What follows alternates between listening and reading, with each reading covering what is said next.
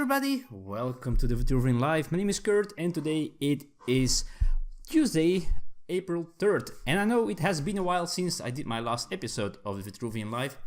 Why is that? And I put a short message on Facebook and on YouTube just to tell you that Elisa had the week off from work.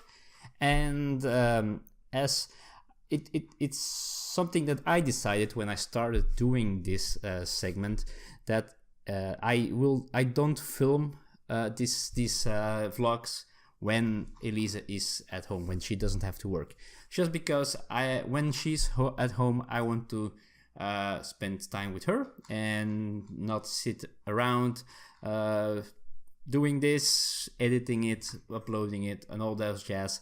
So I prefer to spend my time with her whenever she doesn't have to work. But now she's working today. She went back to work, so I am back as well. So I decided to just do a small recap from last week. So what happened, what I played, and all those kind of things, just to and maybe I'll talk more about some of these things later in a future video, but just to get back to where we are all together. So of course there has been gaming. It was Easter last week, and so ate too much chocolate, that's for sure. I think I gained a lot of weight again. Oh man, dieting, it's not my thing. I really have to do something to move. I sent a message to a basketball team here nearby, asking if they have a amateuristic team. It's just a team for amateurs, because I don't play basketball, but I have some feeling for basketball, and because I'm a football player, and so people who play sports with a ball, they can handle a ball better than people who never touch a ball in their life. So, but I'm still waiting for an answer for that. They answered me and said someone else would contact me about it, but I didn't receive an answer yet. So maybe I will do that. Maybe I should go running, but we'll see. I really need to lose weight, that's for sure. But besides that, I had to work, so I had to get up early each day, go to work, and after that I did a lot of gaming. Now the game that I mostly played I cannot show you because it's gone. I traded it away, but I played Rise of the Tomb Raider. I finished it, which was something that had been a long time since I finished a longer game, and I must say 2 thumbs up for the game Rise of the Tomb Raider.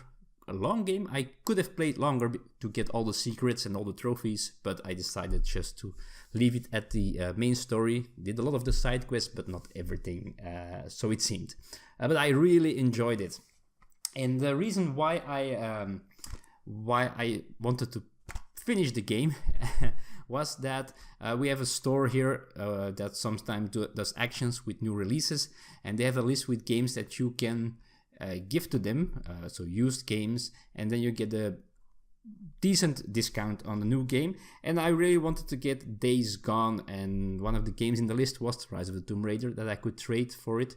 Well, of course I had to pay some an amount for this as well, but with the discount, because this one looked very interesting. It had been in development for quite a while. I remember watching a trailer a couple of years ago, and suddenly it lasted a long time before this arrived. I think it's a PlayStation exclusive game, so you can only play it on PlayStation 4. Solo game.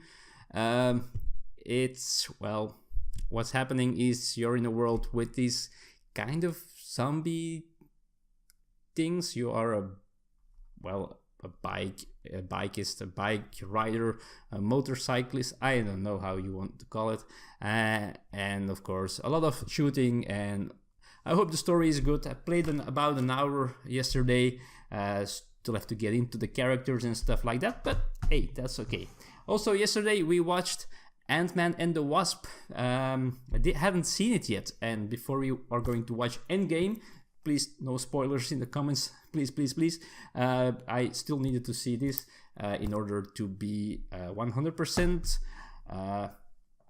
ready to watch everything and to know what's happening. I'm going to watch some YouTube video with the complete summary of all previous films, so I'm completely ready to go and watch the end game. I noticed that reviews and reactions are pretty well, very good, honestly. So I'm looking forward to that.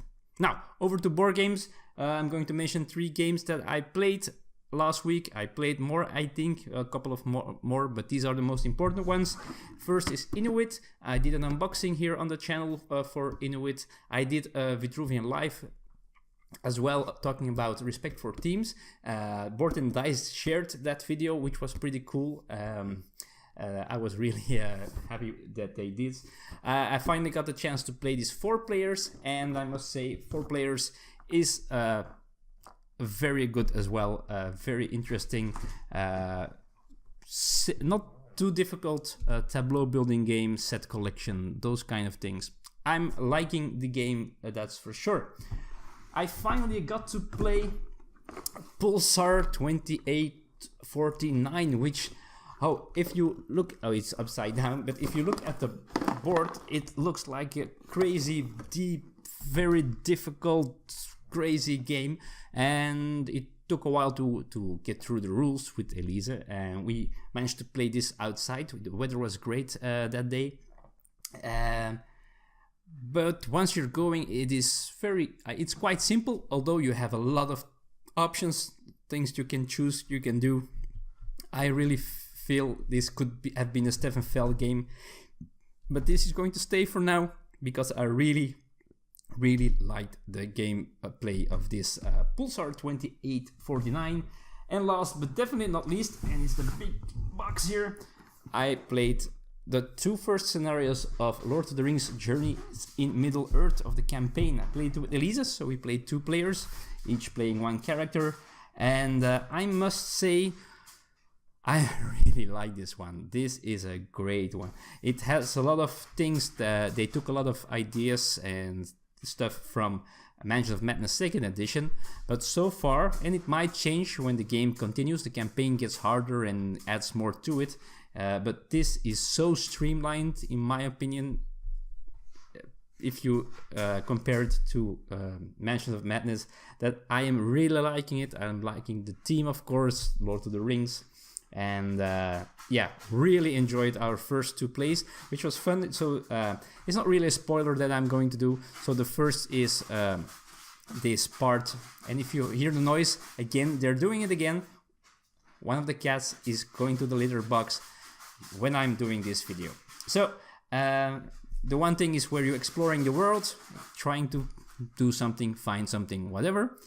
And then the second one was in a closer space, and then they used battle boards for it with some terrain that you can place, and so very different, but also samey in a way, which is very cool. So it doesn't change the game too hard.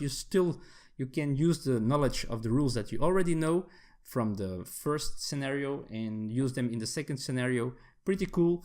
Very important, don't forget to click on every scenery that you have to put on the board. You can click it on the app because they give you bonuses or penalties. Very important to know. We realized it a little bit too late. Well, a little bit late, not too late, but okay. That's it. That's what I played. Besides that, we went to some recordings of this television program. We went there as public. We do that now and then. It's something that we are subscribed to, and then if we see something that interests us and it's at a decent hour, then we go to those things, and it's fun. You see some famous-ish for Belgium, famous people, and it is fun. It's just a nice thing to do. Besides that, work and some hanging, watching some television. That's it. That's what I did last week. I told you everything. I might get into other things more deeply. I am a last-minute backer of Vampire Heritage. I also backed our friend from N20 Games as well, the Don't Flip a Ninja game, but it looks like it's not going to work out. I still hope it does. If it does, then I will be happy to have the game and show it to you when it does, but it's not looking too good, but I still keep hope alive. That's it for now. I'm not going to make it longer than it's needed. I'll see you next time. It will be probably, I think, Thursday. Thursday I will be back with a new episode of the Vitruvian Live, and I hope to see you there as well. Bye-bye.